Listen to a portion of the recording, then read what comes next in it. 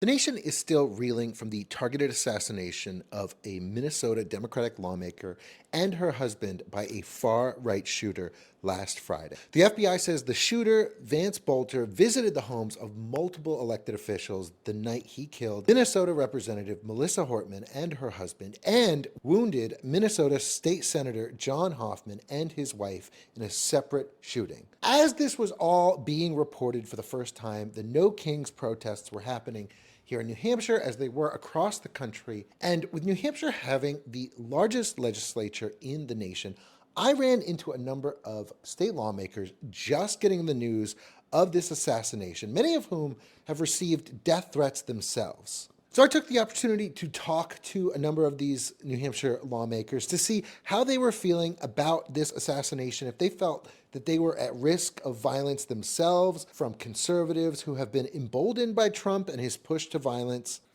Take a listen. I am Lauren Selig. I am a state representative from Durham, New Hampshire. This wasn't a shooting, this was an assassination. One successful attempt, one hopefully not successful, praying for their well-being. And my heart goes out to all of the people involved.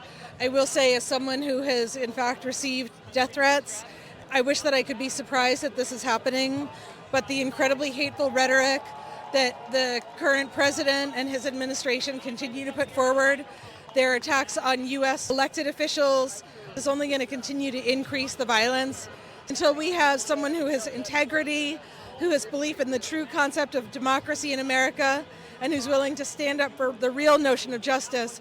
These kind of incidents are only going to escalate. I've already been doxxed. I've had my home address published. I've had nothing compared to many of my colleagues who've experienced much worse harassment. And because I'm a Jewish member of the State House, I face a huge number of anti-Semitic threats as well. It's really challenging. I think for me, the hardest part is the impact on my children and knowing how much it makes them worried, both for my well-being and also worried about whether or not they themselves are safe for doing nothing other than existing. We need every American to stand up, speak out, and say that this kind of violence is not acceptable.